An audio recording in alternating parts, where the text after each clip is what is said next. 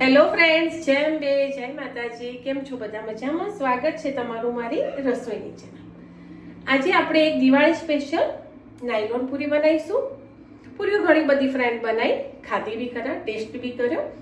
આજે પૂરી એવી બનાવીશું કે લોટ મસળવાની ઝંઝટ નહીં, અને મતલબ વધારે પડતો ટાઈમ આપવાની ઝંઝટ નહીં, સુકાવાની નહીં, કશું જ નહીં, પણ દાંત વગરના બી ખાઈ શકે, નાનું બેબી બી ખાઈ શકે એવી આજે આપણે પૂરી તૈયાર કરીશું. તો મેં એના માટે લીધો છે ઘઉંનો 1 વાટકી લોટ.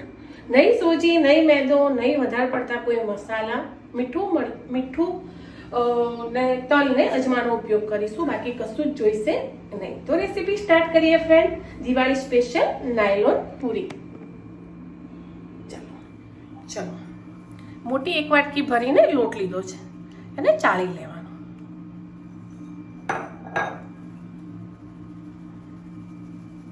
અને આ પૂરીમાં આપણે મોયણ જેટલું આપીએ, દર વખતે ફરસી પૂરી છે, ખારી પૂરી છે, એના કરતાં વધારે મોયણ જશે. અજમો છે, તલ છે, તલ પણ માપના જ નાખજો. એમાં આપણે એકદમ નાયલોન પૂરી છે એટલે આમ બી વેરાઈ જશે. ટેસ્ટ અનુસાર ખાલી નોર્મલ મીઠું.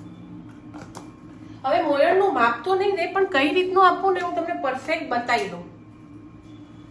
જ્યારે તમે મોયણ આપશો ને, મેં મોટી વાટકી ભરીને લોટ લીધો છે, તો નાની વાટકી, અડધી વાટકી જેટલું તેલ લીધું છે. એક સાથે નહીં રેડું, હું તમને મોયણ કઈ રીતે આપવું નાયલોન પૂરીમાં એ પરફેક્ટ બતાવી દઉં, એટલે માપની કંઈ જરૂર નહીં રહે ફ્રેન્ડ. આપણે નોર્મલ પૂરી લેયરવાળી કે ખસ્તાવાળી કરીએ છીએ ને, તો આપણે મુઠ્ઠીમાં પાલતા હોય, મતલબ મુઠ્ઠીમાં એને બાઇન્ડિંગ કરીએ ને એટલે એ મુઠ્ઠીયું વળી જતું હોય, એ તૂટવું ના જોઈએ. તો એને પરફેક્ટ આપણે લેયર પૂરી બનાવીએ ત્યારે આપણે માપ આ રીતનું હોય છે. બરાબર. હવે આપણે એ નાયલોન બનાવી રહ્યા છીએ, તો એને થોડું ચડિયાતું તેલ જોઈશે.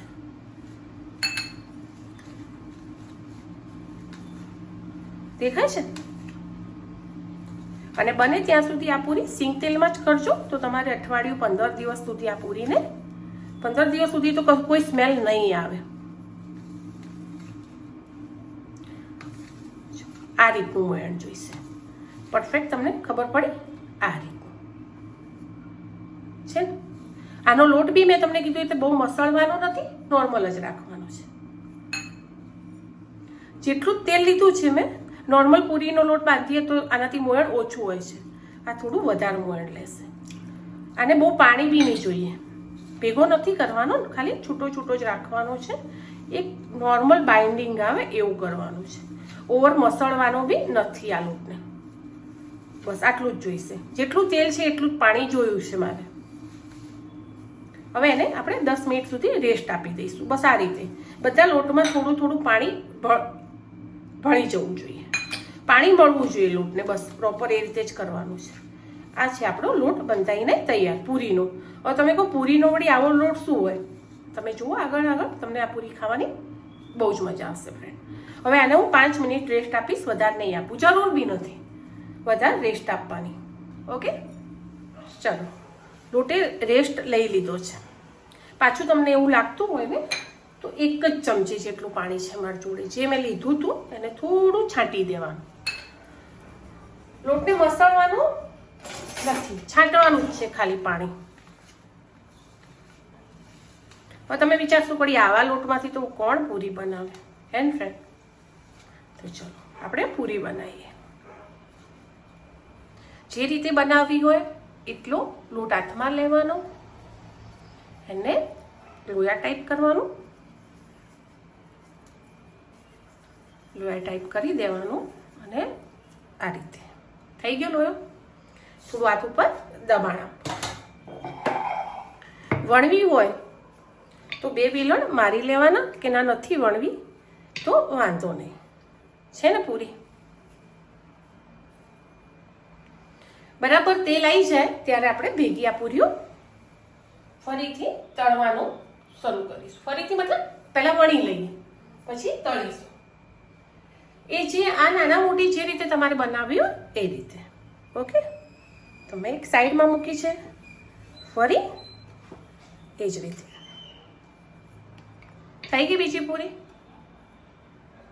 થોડો લોટ આગા પાછો થાય ટેન્શન નહીં કરવાનું. ફરીથી લોટ લેવાનો, ફરીથી દબાવવાનું, ફરીથી એ જ પ્રોસેસ. જાડી પાતળી તમારે જેટલી રાખવી હોય એટલી તમે રાખી શકો છો.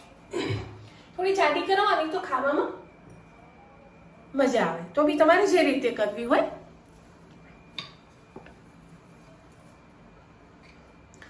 સાચવીને કરવાની. ચલો, મેં હાલ 4 કરી લીધી છે. હું એને તળી લઈશ.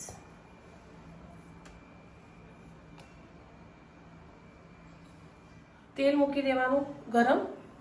માપનું તેલ આવી ગયું છે. એમાં આપણે પૂરી એડ કરીશું. એકદમ ગરમ, એકદમ એવું નહીં જોઈએ કે ઉપરથી પૂરી લાલ થઈ જાય અને અંદરથી કાચી રહે. નોર્મલ રીતે પૂરી મસ્ત ધીમે તાપે ચડવવાની છે. એટલા માટે તેલ વધારે મૂકો તો 4-5 અંદર એડ કરી દો. હું પહેલા એક થોડી ઉપર આવવા થાય પછી બીજી એડ કરીશ.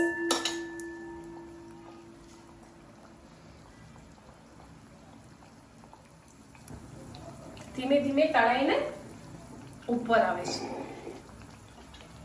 દેખાય છે?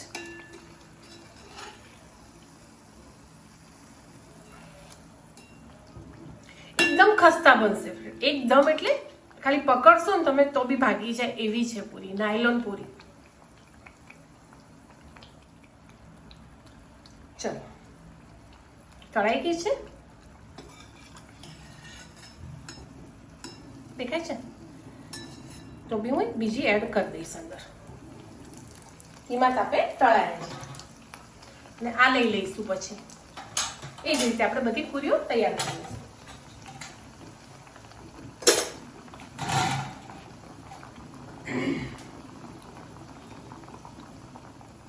છે ને મસ્ત ખસ્તા. દેખાય છે ને? જો આટલી બધી સોફ્ટ ના કરવી હોય તમારે તો થોડું પાણી રેડી અને લોટ બરાબર ગૂંથીને કરવાનો, તો આટલી બધી સોફ્ટ નહીં થાય. પણ છે નાના બેબી, દાંત વગરનો બેબી બી ખાઈ શકે, 6 મહિનાનો, અને મોટા વડીલ બી ખાઈ શકે જેને દાંત ન. એના માટે નાયલોન પૂરી છે. ચલો, બીજી બી બહુ જ મસ્ત પૂરી તળાઈ ગઈ છે. એવું લાગે તમને કે કોઈ પૂરી ફૂલે છે તો તમારે એને કાંટાના મદદથી કાણું પાડી લેજો. મારે એક પૂરી ફૂલી છે, હું તમને બતાવું. આ જો છે.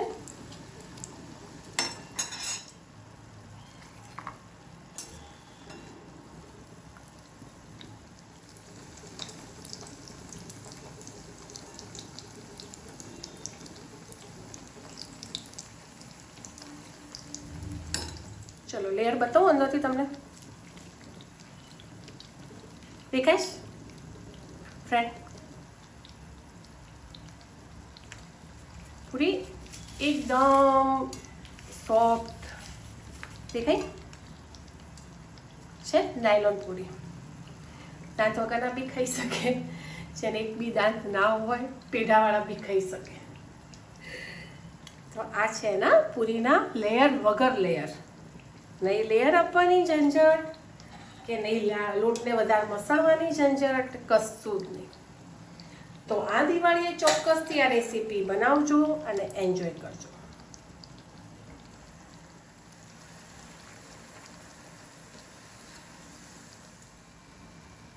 ચલો, તો ચોક્કસથી આ દિવાળીએ તમે બી બનાવજો નાયલોન પૂરી. મળીએ આગળના નવા બ્લોગમાં. By friend.